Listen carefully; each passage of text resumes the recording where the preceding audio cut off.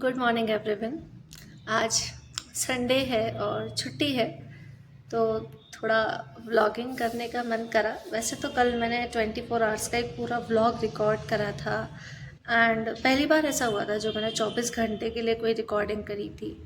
उसके बाद एक व्यक्ति हैं जिनसे मैं हमेशा एडवाइस लेती हूँ कुछ भी अपलोड करने से पहले। रात को अपलोड कर दिया था 11:30-12 बजे के करीब, मिडनाइट में, बट उनसे अप्रूव नहीं हुआ था, तो मुझे एंड मोमेंट पे वो व्लॉग डिलीट करना पड़ा। एंड कोई बात नहीं, कोई ख़ास अफसोस नहीं है, दोबारा कुछ अच्छा रिकॉर्ड कर लेंगे, उससे अच्छा ही रिकॉर्ड करेंगे। पर्सनल रीजंस थे व्लॉग डिलीट करने के, बट दैट्स टोटली फाइन। अभी मुझे वीडियो रिकॉर्ड करने का मन क्यों करा, बिकॉज एक एस्ट्रोलॉजी का कॉन्सेप्ट बहुत अच्छा है जो कि मेरे दिमाग में हिट हुआ थोड़ी देर पहले, थोड़ी जब मैं अपनी ओवर थिंकिंग कर रही थी तब, कि एक टाइम था मेरे लाइफ में जब मुझे सेल्फ डाउट बहुत ज़्यादा होता था। स्पेशली जब मैंने एस्ट्रोलॉजी शुरू करी थी, मेरे दिमाग में हमेशा एक डाउट रहता था कि मैं एक एस्पिरेंट हूँ और मैं सरकारी नौकरी की तैयारी कर रही हूँ और मैं एस्ट्रोलॉजी भी कर रही हूँ। तो जो लोग मुझसे कभी एडवाइस लेने आते हैं, कंसल्टेशंस लेने आते हैं, वैसे तो कभी किसी क्लाइंट ने कुछ गलत नहीं कहा, पर अपने ही सबसे पहले आप पे वार करते हैं, अपने ही सबसे पहले आप पे डाउट करते हैं। तो मुझे हमेशा एक डर लगा रहता था कि कोई मुझसे आके ये ना कह दे कि खुद के करियर में तो कुछ नहीं उखाड़ पाई, हमको एडवाइस देने आ गई।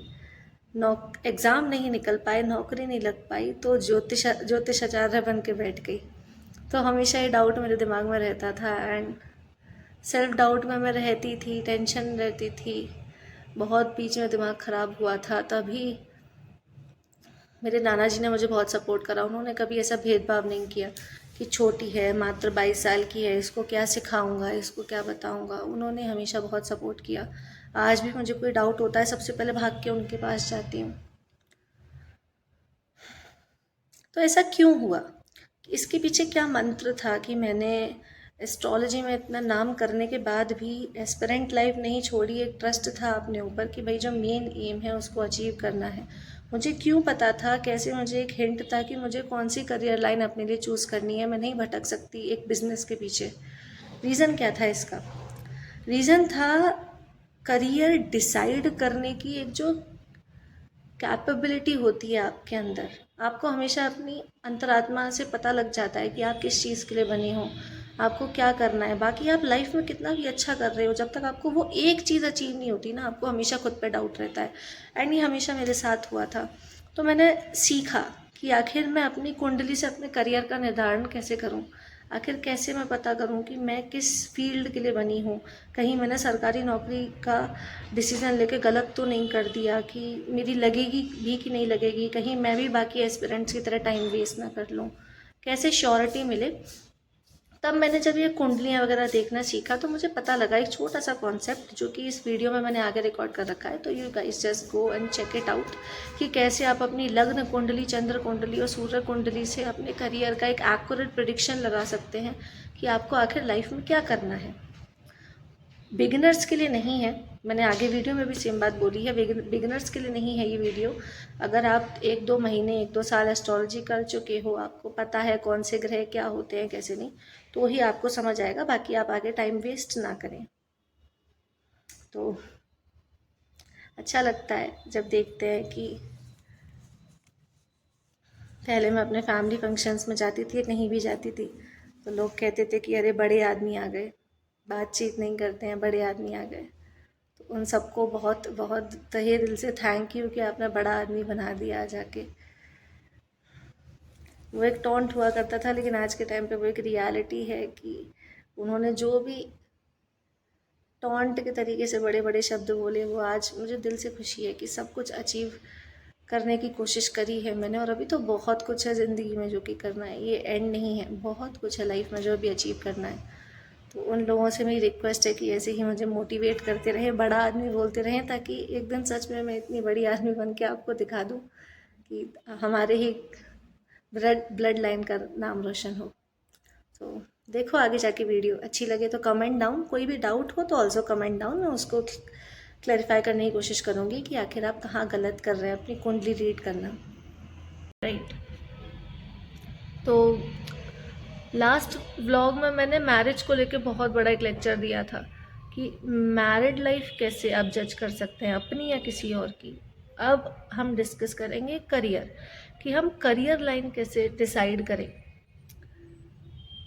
इतने दिन से ब्लॉगिंग इसलिए नहीं करी बिकॉज वही शिफ्टिंग वगैरह का रेगुलर चल रहा है, कभी इधर शिफ्ट करना कभी उधर शिफ्ट करना। अभी भी एक नए एरिया में हम शिफ्ट हुए हैं, that was close to our office. पहले हम 2 घंटा जाने का लेते थे, 2 घंटा ट्रैवलिंग आने का लेते थे अपने फ्लैट तक, तो बहुत ज़्यादा हैक्टिक हो जाता था। तो फ़िलहाल तो ऑफिस से वॉकिंग डिस्टेंस पे ही लिया है, डेट इज़ फेवरेबल आज के टाइम के लिए। अगले एक हफ्ते बाद भी हमें कहीं शिफ्ट करना है, उसके एक हफ्ते बाद भी हमें कहीं शिफ्ट करना है, तो अभी हैक्टिक चल रही हैं चीज़ें। तो इन शॉर्ट समझाने की कोशिश करती हूँ कि अगर आप अपना करियर लाइन डिसाइड नहीं कर पा रहे हो या फिर आपको कोई भी डाउट हो रहा है तो कैसे उसको ठीक करा जाए। ठीक है, 3 कुंडलियाँ होती हैं, 3 मीनिंग, 4 लो। 4 कुंडलियाँ जिनसे मैं हमेशा देखना पसंद करती हूँ कि एक इंसान अपने करियर में क्या करेगा क्या नहीं करेगा। आपकी लग्न कुंडली, that is your ascendant chart. आपकी चंद्र कुंडली यानी कि मून चार्ट। आपकी सूर्य कुंडली यानी कि आपकी सन चार्ट, और उसके बाद आपका D10 चार्ट। ये 4 कुंडलियाँ मैं ज़रूर चेक करती हूँ जब भी कोई मुझसे करियर गाइडेंस लेने आता है। 4 क्यों? लग्न कुंडली तो दिखाती है आपकी लाइफ में आपका अप्रोच क्या रहेगा, आपकी कुंडली में क्या लिखा है, आप कौन से करियर में जाओगे। चंद्र कुंडली दिखाती है आपका मन, कि आपका मन रहेगा कि नहीं रहेगा उस काम को करने में। अब देखोगे बहुत लोग बिजनेस डाल देते हैं, बाद में सरेंडर कर देते हैं कि नहीं हो रहा, इच्छा नहीं हो रही, मन नहीं कर रहा, इससे अच्छा तो जॉब में थे। बहुत लोग जॉब करते हैं फिर कहते हैं मन नहीं कर रहा जॉब करने का, इससे अच्छा तो स्टार्टअप डाल लेते। देखे होंगे ना, एक माइंड चेंज हो जाना गलत टाइम पे, जब आप पीछे भी नहीं हो सकते अपने करियर को लेके। तो ये चंद्र कुंडली इसके लिए बहुत मैटर करती है। Third one is your sun chart, सूर्य कुंडली, क्योंकि सूर्य आपका अस्तित्व है, सूर्य आपकी आत्मा की इच्छा है, और आपकी सोल को सेटिस्फेक्शन होगी या नहीं आपके करियर से, ये चीज़ आपकी सूर्य कुंडली दिखाती है, ये भी मेजर रोल प्ले करती है। साथ में आपका D10 चार्ट, जो कि आपके मेनली करियर को लेके ही है। आप एक बार को D10 चार्ट इग्नोर करके सिर्फ ये 3 कुंडलियाँ भी देखोगे तो भी आप काफ़ी हद तक एक अच्छे कंक्लूजन पर पहुंच जाओगे कि आपको आखिर क्या करना है आगे लाइफ में। बहुत ही शॉर्ट में समझाने की कोशिश करूँगी और ट्राई भी करना कि समझ पाओ। बिगिनर्स के लिए तो बिल्कुल नहीं है, बिगिनर्स तो ट्राई भी ना करें समझने का, बहुत दिमाग ख़राब हो जाएगा आप लोगों का जब तक आप एंड तक पहुँचोगे कॉन्सेप्ट के। ये उन्हीं लोगों के लिए जो 1-2 महीने से एस्ट्रोलॉजी कर रहे हैं, ग्रह वगैरह याद कर चुके हैं, साइंस याद कर चुके हैं। तो 3 तरीके के साइंस होते हैं, मूवेबल साइंस जिनको चर राशियाँ कहते हैं, नॉन मूवेबल साइंस जिनको हम स्थिर राशियाँ कहते हैं, और डुअल साइंस जिनको हम द्विस्वभाव राशियाँ कहते हैं। जो चर राशि होती है, चर राशि का मतलब होता है चलने वाली राशि, मूवेबल राशि। जिन लोगों की कुंडली में चर राशि ज़्यादा प्रोमिनेंट होती है, चलने का मतलब क्या है, मूवेबल। जो इंसान एक बिजनेस करता है ना, वो कहीं अगर ट्रिप पे जा रहा है, गाड़ी में बैठा है, ऑटो में बैठा है, ट्रैवलिंग कर रहा है, धंधे पे बैठा है, कुछ भी कर रहा है, उसके दिमाग में अपना बिजनेस चलता है, उसका मनी फ्लो चलता रहता है, चलता रहता है, चलता रहता है। इसीलिए चर राशि जब आपकी कुंडली में ज़्यादा बली होती है तो ऐसा व्यक्ति बिजनेस की तरफ ज़्यादा अट्रैक्टेड फील करता है। सेकंड थिंग, स्थिर राशि। स्थिर क्यों? क्योंकि जॉब लाइफ स्टेबल है, आप काम करो या ना करो। इधर गवर्नमेंट एम्प्लॉयज़ भी आ जाते हैं, अगर आप काम करो या ना करो आपकी इनकम तो आएगी। Same applies to the corporates जो अच्छे लेवल पे कॉर्पोरेट में वर्क कर रहे हैं, आप काम करो ना करो आपकी इनकम आएगी। तो स्थिर है, आपका लाइफ स्टेबल है, आपको पता है आपको 10 बजे एंट्री लगानी है, 5 बजे आप बाहर आ जाएंगे। तो ये नॉन मूवेबल साइंस के अंदर आता है ये पर्टिकुलर करियर जो कि है जॉब।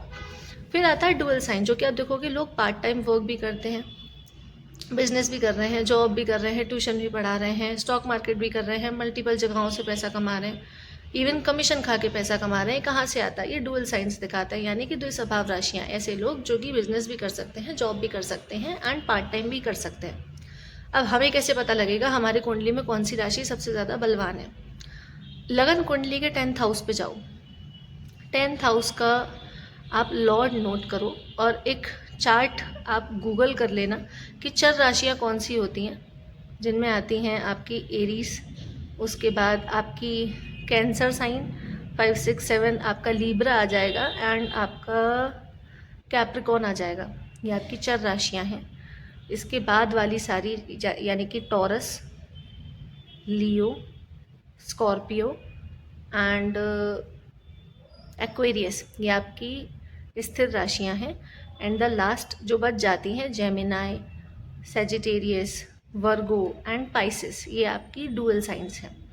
ओके, तो अपनी 10th हाउस के लॉर्ड को देखो कि 10th हाउस में कौन सी राशि बैठी है। अगर चर राशि बैठी है तो चर राशि के आगे एक पॉइंट लगा लो, एक पूरा चार्ट बना लो चर राशि का, स्थिर राशि का और द्विस्वभाव राशि का। बहुत काम आएगा ये चार्ट एंड में डिसाइड करने में कि आपका करियर किस चीज़ में अच्छा बन सकता है। अगर आपका 10th हाउस में जो राशि बैठी है उस पर एक प्लस लगा लो, उसको एक पॉइंट दो। उसके अंदर अगर कोई ग्रह बैठा है, मान लो सूर्य है, गुरु है, चंद्र है, जितने ग्रह बैठे हैं उतने उसको पॉइंट्स दे दो। उस भाव का मालिक किधर बैठा है, भावेश किधर बैठा है, किस राशि में बैठा है। अगर चर राशि में बैठा है तो चर को दो, द्विस्वभाव में बैठा है तो द्विस्वभाव को एक पॉइंट दो। ऐसे करके आपने अपना 10th हाउस जो है पूरा एनालाइज कर लिया कि आखिर क्या है, 10th हाउस में कौन सी राशि बलवान बैठी है। इसके बाद भावत भवम का भी एक कॉन्सेप्ट होता है कि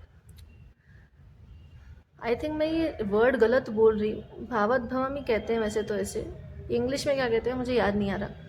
तो 10th हाउस से भी 10th, क्योंकि 10th हाउस की भी आत्मा किधर बसती है, 10th हाउस का करियर कहाँ जाके बसता है। 10th हाउस ही क्यों, क्योंकि 10th हाउस आपका करियर है। 10th हाउस का जो 10th हाउस बैठ जाता है वो हो जाता है आपका 7th हाउस। 7th हाउस में जो राशि बैठी है उसको एक पॉइंट दो, 7th हाउस में जो ग्रह बैठा है उसको एक पॉइंट दो। ऐसे करके आप अपनी लगन चार्ट का एक पूरा कॉन्सेप्ट जान जाओगे कि कौन सी राशि सबसे ज़्यादा बलवान है। सेम चीज़ अप्लाई करो अपने चंद्र चार्ट पे, सेम चीज़ अप्लाई करो अपने सूर्य कुंडली पे। इससे आपके पास एक पूरी डिटेल आ जाएगी कि आपके कुंडली में चर राशि कितनी बलवान है, स्थिर राशि कितनी बलवान है, द्विस्वभाव राशि कितनी बलवान है। जो राशि सबसे ज़्यादा बलवान हो जाए वही करियर लाइन अपने लिए आप चूज़ कर लो। ऐसा होगा उस मोमेंट पे आपको समझ नहीं आए कि नहीं मैं तो बिज़नेस में इंटरेस्टेड नहीं हूँ, आपकी आत्मा चाहती है, आपकी कुंडली चाहती है, आप आगे जाके कर लोगे। जो लोग जॉब नहीं करना चाहते हैं, जिनकी कुंडली में लिखा है कि स्टेबल पैसा आएगा, तो वो लोग ये करें।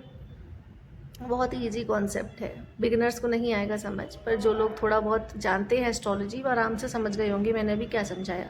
जो आपको पूरा एक चार्ट बनाना है अपने 10th हाउस को लेके और 10th से 10th हाउस को लेके। अच्छा कॉन्सेप्ट है, एक्यूरेट कॉन्सेप्ट है, ट्राई करो एंड कमेंट ज़रूर करना अगर काम आए तो। Bye guys.